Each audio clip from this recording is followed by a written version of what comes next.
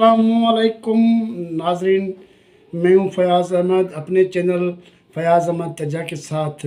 नाजरीन, आपसे गुजारिश है कि मेरे चैनल को सब्सक्राइब करें और बेल आइकन का बटन दबाएं। नाजरीन, आपसे ये भी गुजारिश है कि मेरी वीडियोस मुकम्मल देखें। नाजरीन, आज जिस टॉपिक की बात करेंगे वो मुल्की टॉपिक है। नाजरीन, कल कल शेख रशीद ने एक प्रेस कॉन्फ्रेंस की थी जिसमें उसने एक बड़ा बयान दिया था। ये शेख रशीद का बड़ा यू टर्न है, बड़ा यू टर्न। तो इस हवाले से बात करें कि शेख रशीद नाज़रीन ये खुद ही कह रहा था कि मैं एक चिल्ला काट के आया हूँ। ये चिल्ले में गया था। चिल्ले के बाद ये शेख रशीद बिल्कुल नया शेख रशीद बन के आया है। इसने खुद ही भी इतराफ़ कर लिया है और उसी में बताएंगे कि शेख रशीद ने जो नया यू टर्न लिया, बड़ा यू टर्न क्या था और ये कैसे नया बन गया शेख रशीद। नाज़रीन, आपको पता ही है शेख रशीद अपना इसकी जमातों में से अलग है, मगर पीटीआई के ये बड़े सरगर्म, पीटीआई हुकूमत में ये वज़ीर रहे हैं और ये बड़े सरगर्म रहे हैं। इसके बयानात आपने सुने होंगे, पीपल पार्टी नून लीग के ख़िलाफ़ से लेकर 9 मई के वाक़यात के बाद तक भी शेख रशीद के जो बयानात थे वो दूसरे किस्म के थे। कभी फ़ौज के हवाले से भी देखें या इंटेलिजेंस इदारों के हवाले से देखें तो वो शेख रशीद के माजी की तरह बयान नहीं थे। जो इसके बयान थे वो पीटीआई से मिलते जुलते थे, जो पीटीआई के लोग बयान देते थे। तो बाद में आपने देखा कि पीटीआई से लोग निकलते गए, मतलब जमातें बनती गई और पीटीआई बहुत ही कम रही हैं। तो कुछ दिनों बाद नाज़रीन देखें क्या हुआ कि शेख रशीद साहब भी अचानक गुम हो गए। इसका भांजा भी गुम हो गया।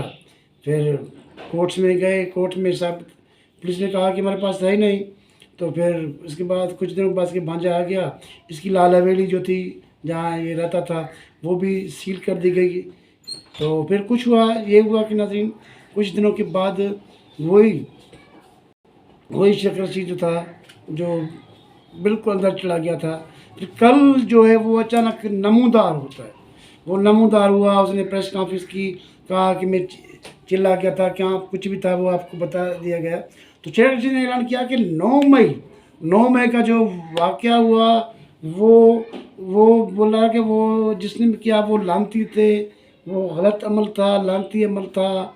और उसे सरेआम बरमला कहा कि आर्मी चीफ जो है जनरल जो चीफ अपना आर्मी चीफ जो है आसम जी अपना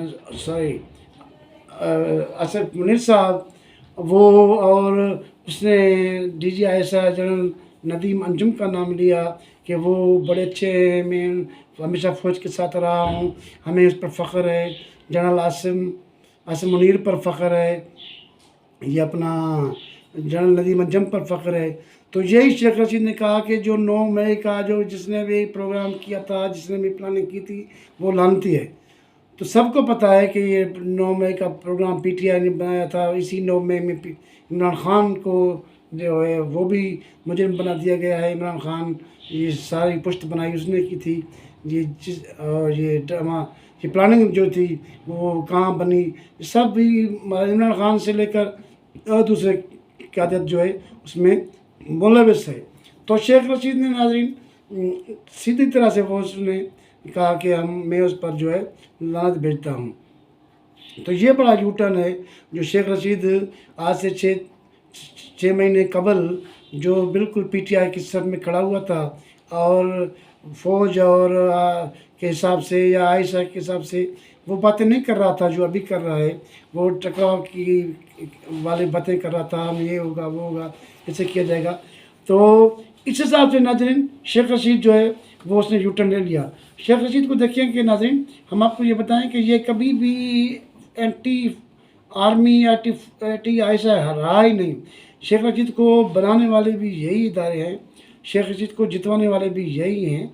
शेख रशीद सभी कहते हैं, सबको पता है कि ये गेट नंबर 4 की पैदावार है और गेट नंबर 4 की पैदावार जो है वो इस पहली मर्तबा जो है एक बह गया, एक रो में, एक वेव में बह गया है और बह गया था, जिसकी वजह से اس کو جو ہے وہ چلہ کاٹنا پڑا، اور چلے کے بعد جو ہے ناظرین وہ اپنے واپس پرانی ڈگر پہ آ گیا ہے، پرانی لائن پہ آ گیا ہے۔